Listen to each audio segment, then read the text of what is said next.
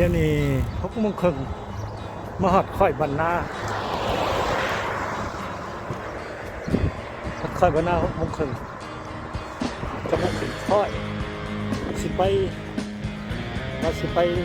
สักขึ้นอีกไปฮอดรักทันอยู่ห่างเกี่ยวทางรักทันอยู่ห่างสมเมื่อทางรักทันอยู่ห่างสิไปออกทางถัดโคนได้ลองเบิ่งอ้อมรถไปสวรรค์เลยจากลองรักถัดโคนแล้วก็เมื่อทางแคมป์ของยังมาฮอดลงซิมัง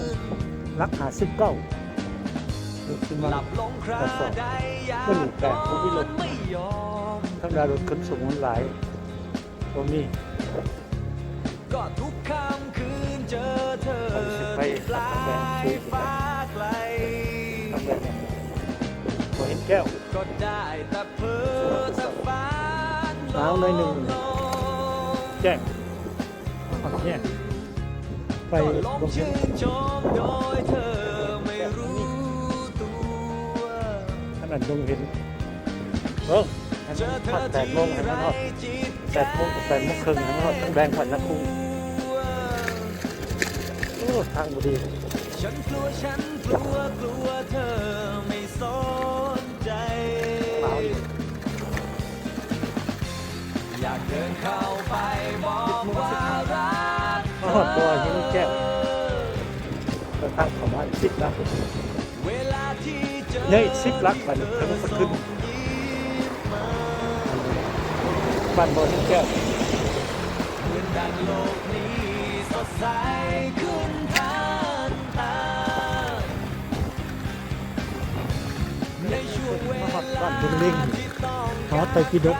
หลวงลิงเขาไปหารักตั้งเขาไปหารักต้องแบบนี้มันสักขึ้นแล้วบ่8 โมงครึ่งก็จะฮอดทั้งแบง8 โมงครึ่งก็จะฮอดทั้งแบงนักคู่ก็เลยก่อน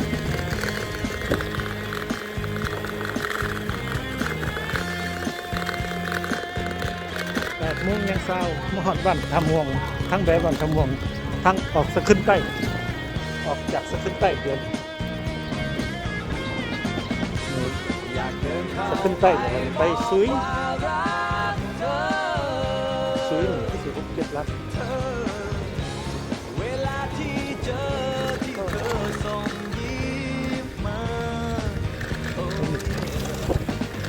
เล่น8 โมง10ทอดสุยในช่วงเวลาที่ต้องการใคร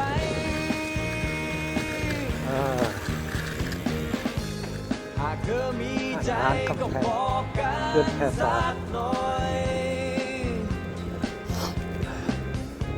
ข่มขัวตัวนี้กับไปคำท่องสิทธิ์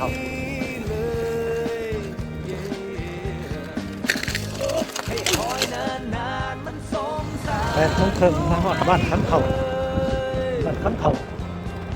โมงครึ่งหัวบ้านสีทองอยากเดินเข้าไปบอกว่ารักเธอฮอดทั้งแบงไปบ้านนักคู่แก่ก่อนทั้งแบงนักคู่แก่ก่อนเอาผมไปเลี้ยวซ้ายเขาเลี้ยวหัวเมื่อสวรรค์เลยไปบ้านน้องแวงมาประมาณลักหนึ่งจากข้างแยกมีบางคู่มาประมาณ3-4 ลักตัวต้องลงทั้งลุมไปบ่ได้ลองไปบนคุณขนาด9:10มาฮอดลัก35 9:10เลยไปท่านนั้นเลี้ยวซ้ายไปถัดโพ้นเรียกว่าเมื่อสวรรค์เข้าไปสักสวรรค์มันเขาตึงขาดทุนอยู่ประมาณ40-50 ลักอยู่เมื่อทั้งของเรา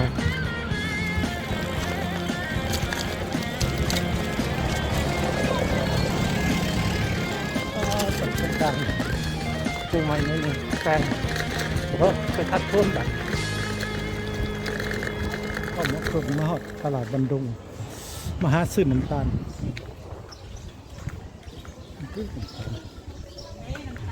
เอาอันนี้ยังไงใช่เลยคนขายเนี่ย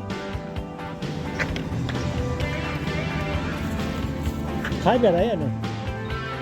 ขายเป็นโลนะโลนึงโลสี่ โอ้ยจะไปยังไงกิน โลเป็นกิโลนึง เฮ้ยมันหลายตัวเลยอันนี้เท่าไหร่ ตัวนี้ก็ถูกอะไรเนาะไม่ได้ขายแต่เก่าแล้วตัวนี้30เนี่ยอันนี้เท่าไหร่ ก็ได้ตัวนี้ เลยเนาะแล้วซื้อน้ำตาล15,000มาชิมลองดูกินมันกินตาลน้ำตาลก็เพื่อสิมากินกับมะม่วงกำลังสิ10 โมงยังหามาฮอดทางแดนไปทัดทุนซื้อไปเลยเนี่ยปักเซ่เหมือนกันก็ลอกใหม่อันนี้สิไปทัดทุนก่อนบ่เนี่ยแล้วนี่เขาไปทับทุนนี่ประมาณ11 ลักแต่ทัดทุนไปหาขึ้นนี้อีกประมาณ10 กว่าลัก9 กว่าลักอีก22 ลัก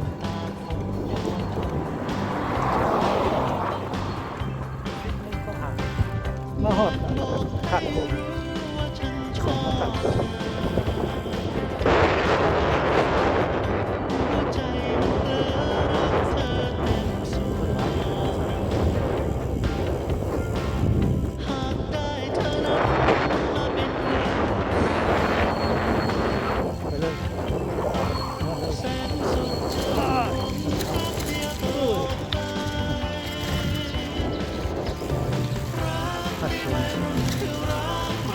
มาไหวนี่เลยครับ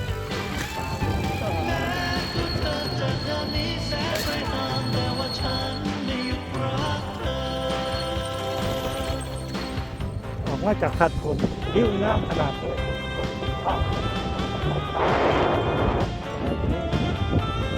ก็เคยเห็นหน้าสองเถื่อสักขึ้นนะคุยเห็นหน้าสองเถื่อ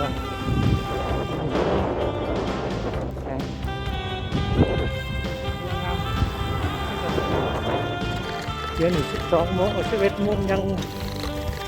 10มาฮอดบ้านข้างแม่ไปบ้านเพื่อนหิน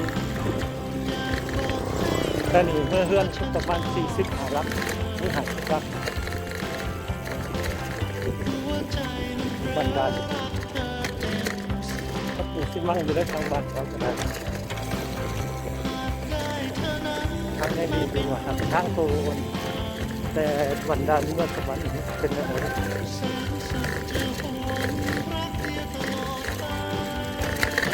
มีตัวแม่ยังแรงตัดหนาลุก11 โมงครึ่งหอดบ้านทับโบที่เป็นยังอยู่เศร้าก็หารับเรื่อง30 ไปกัน11 โมงครึ่งเลยขนาดมันแดดมันฮอดข้างกับบดีแล้วก็ได้ข้างบดีผมไหล12 โมงแดดโพดก็เลยจอดพักโอ้ยได้อีกประมาณ10 ลักพอแต่ละก็หาลักเรื่องเลือกกินข้าวนุ่มกาแฟช่วยก็เป็นซีเรียล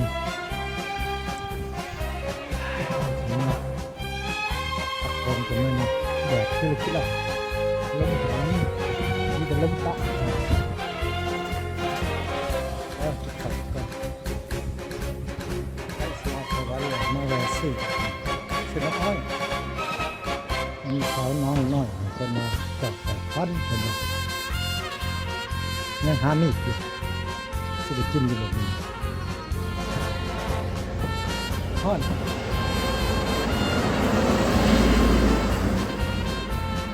ว่าสบายรักเอารักโอ้ยหนทางผิดไม่ได้เลยหนทางผิดที่ละโอ้ยมนเศร้ามาหอด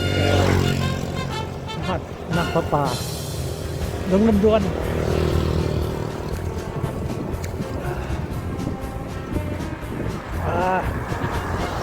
โมงเท่าไหร่จะหอดเดือนคนละภาคเมืองที่ไป2จังหอดเดือน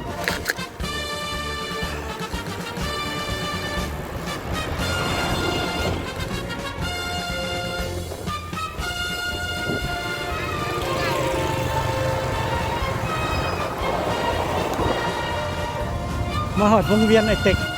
วงเวียน11 แยก11 แยกสวรรค์อีกลักหนึ่งลักครึ่งหอดเดือน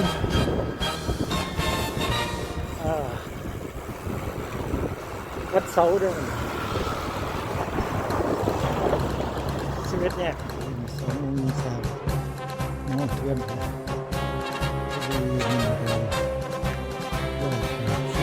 รถไฟสุดหอครับเกี่ยวไงห้องเมืองสวรรค์